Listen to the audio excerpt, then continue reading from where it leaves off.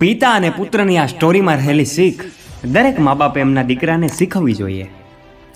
એક છોકરાના ઘણા બધા મિત્રો હતા સાહેબ, જેમના પર એને ખૂબ જ ગર્વ હતો. અને એ છોકરાના પિતાના ફક્ત 2 મિત્રો હતા, પણ એ સાચા મિત્રો હતા. એક દિવસ પિતાએ પુત્રને કહ્યું કે બેટા, તારા ઘણા મિત્રો છે ને, ચાલ આજે રાત્રે એમાંથી એક સારા મિત્રની પરીક્ષા કરીએ. પુત્ર ખુશીથી સંમત થાય છે અને બંને જણા રાત્રે 1 વાગ્યે પુત્રના ખાસ મિત્રના ઘરે જાય છે. પુત્રએ દરવાજો ખખડાવ્યો પણ દરવાજો ન ખુલ્યો. વારંવાર દરવાજો ખખડાવે છે અને પોતાનું નામ જણાવ્યા પછી પણ કોઈ બહાર ના આવ્યું. એ બંનેએ બહારથી જ સાંભળ્યું કે પુત્રનો મિત્ર અંદરથી એના મમ્મીને એમ કહેતો હતો કે મમ્મી એવું કહી દે કે હું ઘરે નથી. આ સાંભળ્યા પછી પુત્ર ઉદાસ થઈ જાય છે અને તેઓ આ રીતે ઘણા બધા મિત્રોના ઘરે જાય છે, પણ કોઈ બહાર આવતું નથી. એટલે બંને નિરાશ થઈને ઘરે પાછા ફરે છે. ત્યારે પિતાએ કહ્યું કે દીકરા, આજે હું મારા મિત્રોને તને તારો પરિચય કરાવું. બંને રાત્રે 2 વાગ્યે સાહેબ એમ કહેવાય કે પિતાના મિત્રના ઘરે પહોંચે છે.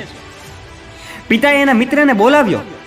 અંદરથી જવાબ આવ્યો કે હા દોસ્ત, ઊભો રહે, હું હમણાં જ દરવાજો ખોલું છું.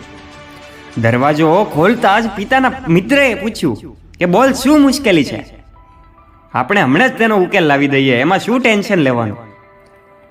પછી પિતાએ એને બધી વાત કરી અને બીજા મિત્રના ઘરે ગયા. બીજા મિત્રએ દરવાજો ખોલ્યો તો એમના એક હાથમાં પૈસાની થેલી અને બીજા હાથમાં દંડો હતો. પિતાએ પૂછ્યું, આ શું છે મિત્ર? પછી એના મિત્રએ કહ્યું, જો મારો મિત્રએ મને રાત્રે 2 વાગ્યે મારો દરવાજો ખખડાવ્યો એટલે જરૂર મુશ્કેલીમાં હશે, અને હંમેશા મુશ્કેલી 2 પ્રકારની હોય છે, એક તો પૈસાની અથવા કોઈની સાથે ઝઘડો થયો હોય છે. જો તને પૈસાની જરૂર હોય તો આ પૈસાની થેલી હાલે લઈ લે, અને જો તારે કોઈ સાથે ઝઘડો થયો હોય ને તો હું હાલ તારી સાથે જ છું, તારી સાથે જ આવું છું. પછી પિતાએ એના પોતાના મિત્રને કહ્યું કે દોસ્ત, મારે કશાની જરૂર નથી, હું તો મારા પુત્રને સાચા મિત્રની ઓળખ કરાવતો હતો ને એમાં તો સફળ નીવડ્યો છે. અને સમજાવતો હતો કે આવા મિત્રોની પસંદ ન કરવા કે જે પોતે ગર્જના કરે અને કામ પડે ત્યારે બહાનું બનાવવાનું શરૂ કરે. મિત્રનો સંગ ક્યારેય ન કરવો જોઈએ.